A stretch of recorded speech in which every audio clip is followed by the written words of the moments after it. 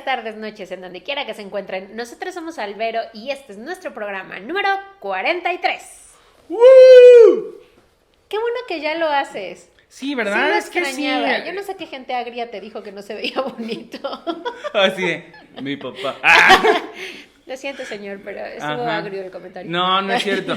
Es que, a ver, me decían que se vea como muy informal y todo eso, pero pues es la esencia, estamos cotorreando, esto tiene que ser divertido, ¿no? Aparte la gente dice que si nuestro podcast es serio, qué flojera. Pues sí. Les gusta vernos echar relajo. Entonces, ¿estamos de acuerdo que vamos a seguir haciendo Sí, esto? equipo, todos, de acuerdo. todos. Muy bien. Sale, está Sí, bien. ya. Bueno, chicos, ¿hoy de qué se va a tratar? Como lo de la sangoloteada. Ay, sí. Ajá. Extraño que me agite.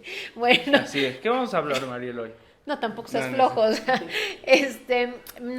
me preguntaban directamente qué es lo que pasa, se preguntan los adictos, o al menos el comentario es, nadie les explica qué es lo que les va a suceder en un futuro, porque típico que llegas con el doctor y nosotros tenemos la muy mala costumbre de decirte, pues te vas a enfermar del hígado, pero no te decimos qué te va a pasar. Te vas a enfermar del riñón, pero no te decimos qué va a suceder. Vas a tener una mala calidad de vida. Ajá, pero ¿qué es una mala calidad de vida? ¿No? Eso en el tema de la salud. Y en el tema de la psicología es, ¿y cómo lo van a vivir? ¿Qué les va a pasar? ¿Les va a ser fácil? ¿Les va a ser difícil? ¿Pueden llegar a recaer? ¿No? O sea, el panorama nunca se los explicamos.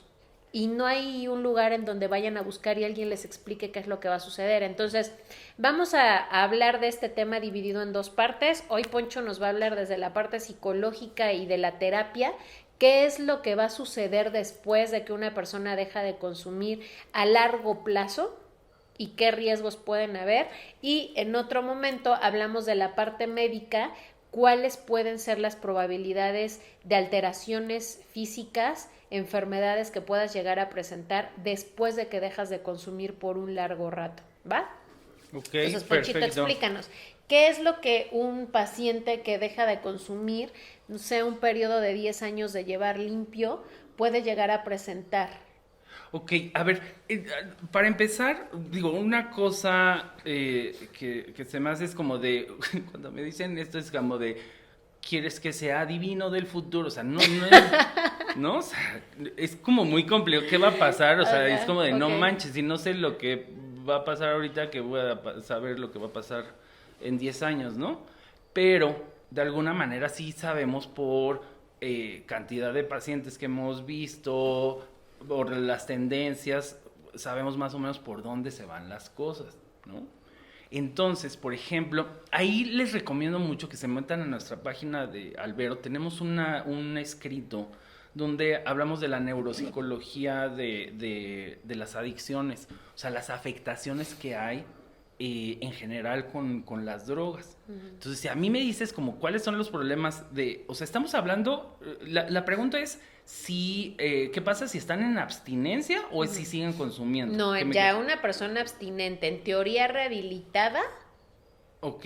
pero ¿cómo se puede alterar su comportamiento? Si va a haber una modificación o no. Y los riesgos, porque ¿sabes qué les preocupa mucho? Que puedan llegar a recaer. Dicen que no, porque como llevan 10 años limpios, no va a suceder. No, y por supuesto que ese es el tema importante, ¿no? Entonces, vuelvo un poquito nada más a esto que estaba diciendo como de la neuropsicología. O sea, el problema que tenemos en general con todas las células nerviosas, las neuronas, es que en la mayoría o sea, en el consumo de las drogas va a haber una muerte neurológica, ¿no? O sea, hay mucho daño neurológico, principalmente es la zona prefrontal del cerebro, que tiene que ver con los valores, con por ejemplo, las personas que están dañadas en esta parte se vuelven muy groseros, se vuelven más impulsivos, o sea, la impulsividad, vemos que es constante el tema de impulsividad en pacientes crónicos de adicción. Entonces si tú consumes mucho, te vas a volver una persona impulsiva por este daño neurológico. Y aunque tú dejes de tomar, de consumir, el daño ya está hecho. Hay o sea, el cerebro hasta cierto punto se puede rehabilitar y puede hacer unas conexiones, pero o sea, la madrina, dirían en mi pueblo, que se dan, es muy grande, ¿no? Entonces, tenemos pacientes que aunque dejen de consumir, pues después de varios años van a tener los principales problemas de memoria, problemas de atención, o sea, lo neurológico, hay mucha dificultad para hilar las ideas, el juicio cambia en las personas con adicción, o sea, hay muchos daños, por eso les recomiendo que entren a este artículo, porque ahí viene como todo lo que termina pasando. Entonces, ese daño ya va a estar. Ahora, lo que nosotros siempre les proponemos o les decimos es que muchas personas no saben que hay rehabilitación neuropsicológica, ¿no? Y que pueden como continuar esto. Después de 10 años, no sería lo mismo que tú entres en una rehabilitación neuropsicológica en los momentos en que estás en sobriedad, ¿no? A que no hagas nada y pues te va a cobrar la factura esto, ¿no? Entonces, a nosotros pues sí recomendamos a muchos pacientes incluso esto, ¿no? De que vayan a una rehabilitación neuropsicológica. Entonces, eso yo creo que es como en cuanto al tema físico, ¿no? Bueno, más bien neurológico. En cuanto al tema físico, pues ahorita ya nos contarás. Ahora, del tema de lo psicológico y de lo que preguntabas sobre la adicción, es que nosotros sabemos que la persona con adicción, como hace una modificación en su cerebro, como les explicamos, haz de cuenta que entre las neuronas tú abres como varias llavecitas conforme te vas volviendo adicto, que son receptores, por ejemplo, a opiáceos, receptores a cannabinoides, receptores a las diferentes sustancias. Haz de cuenta que esa neurona empieza como a abrir muchos canales y entonces la persona fisiológicamente se vuelve adicta. Lo que sucede es que la persona que deja de consumir va a ser mucho más vulnerable en cualquier momento a que si llegara por alguna razón a consumir, se va con todo otra vez a ese consumo. Además de que la abstinencia va a ser algo que va a persistir en la persona y que sí se va a ir quitando con los años. O sea, una persona tal vez después de 1 o 2 años empieza a ver unas neuronas que se llaman neuronas de control, que son las neuronas que son como opuestas a la activación del deseo de consumo, y entonces empiezan como que a recuperar esa capacidad para controlar, pero por ejemplo los primeros años va a ser muy difícil para ellos. Sí sabemos que se les antoja menos con el tiempo, pero eso no quiere decir que no se le pueda antojar a alguien después de 20 años, ¿no? Después de 10 años, como dices. Ellos tienen que estar como todavía en esta continuación de su tratamiento, ¿no? Entonces, esos son los tipos de cosas que pasan. Ahora, la persona que está en sobriedad, por ejemplo, tenemos muchos pacientes que continúan neuróticos por esos 10 años, porque no siguen trabajando su sobriedad, ¿no?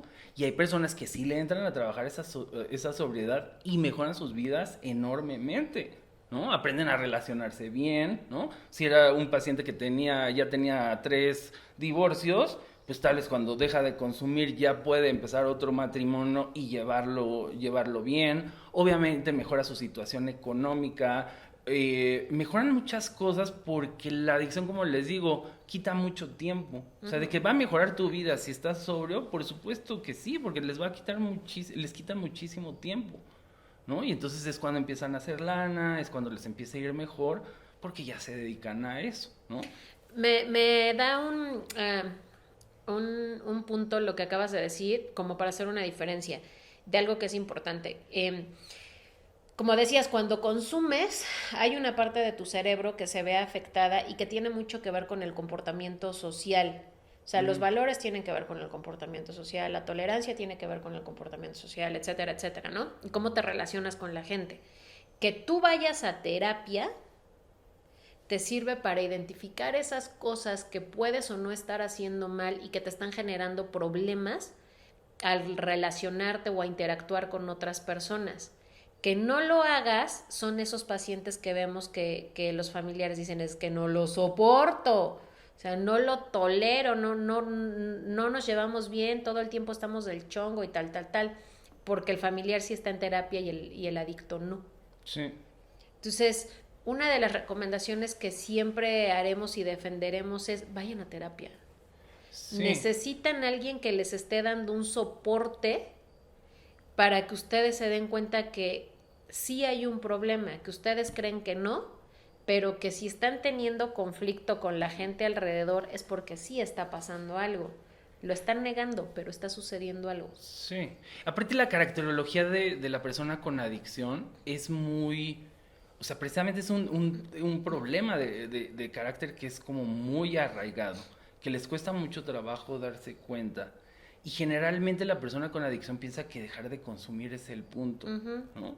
Obviamente es el tema importante para que se puedan desarrollar muchas cosas, pero mucha gente no está volteando a ver la importancia de lo psicológico en esos 10 años, que es a lo que le llamamos como en el concepto de borrachera seca. O sea, una persona puede dejar de consumir, pero eso no te asegura que tu vida va a estar bien, ¿no? Y por eso a veces se terminan frustrando porque las cosas siguen igual, ¿no? Y es como de, pues si ya dejé de tomar, ¿no? Si ya, pues sí, pero estás insoportable, sigues siendo infiel, sigues haciendo 20,000 cosas. Sigue siendo mentiroso. Sigue siendo mentiroso, sigue siendo impulsivo. O sea, si tú no trabajas en eso, no va a haber manera de que estés bien en esos 10 años. Entonces, si te preguntaran, oye, ¿cómo voy a estar en 10 años? Pues depende de las ganas que le eches, ¿no? O sea, qué tan bien me va a ir? Pues, ¿en qué piensas trabajar, no? O sea, si crees que esto va a ser de ir o sea, incluso les digo a los pacientes, ¿no? Luego hasta me enojaba y decía, qué chistoso, ¿no? Yo años en terapia y los pacientes de repente agarraban y decían,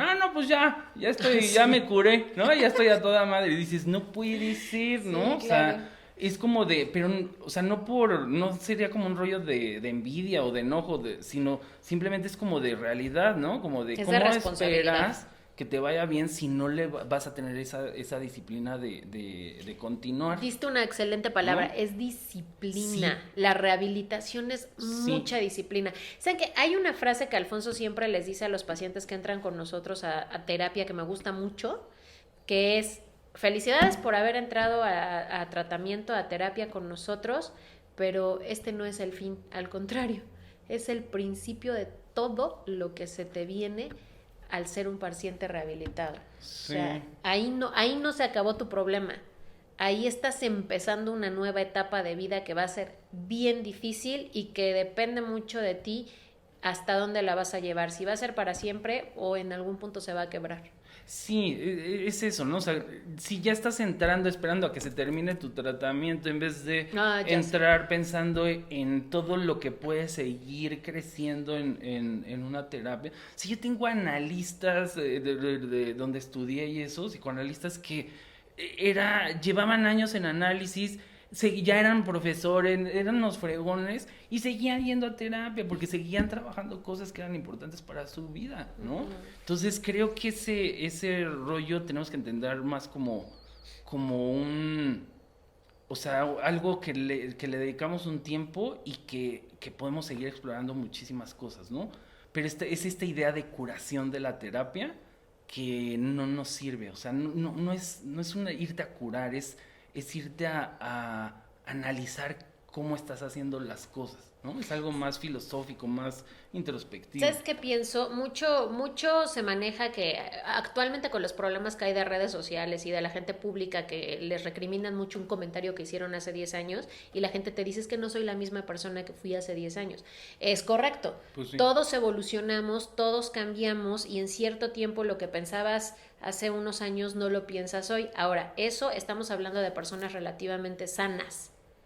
Pero si nos vamos al tenor de las personas que consumieron sustancias y dañaron las estructuras de su cerebro y por lo tanto el comportamiento de la persona se ha modificado, pues imagínense si no va a haber cambios. Y los cambios pueden ser tanto positivos como negativos dependiendo cómo lo trates tú. Pues sí. Entonces, ¿cómo te va a ir en 10 años? Pues... ¿Quién sabe? Depende de ti. ¿no? Exactamente. O sea, puede ser bueno, sí, pero también puede ser muy malo. ¿No? Pues esperamos haber podido responder la pregunta que nos hicieron y pues si tienen más preguntas, ya saben, para eso estamos, ¿no? Para resolver sus dudas y ayudarlos en el bache del camino de la rehabilitación.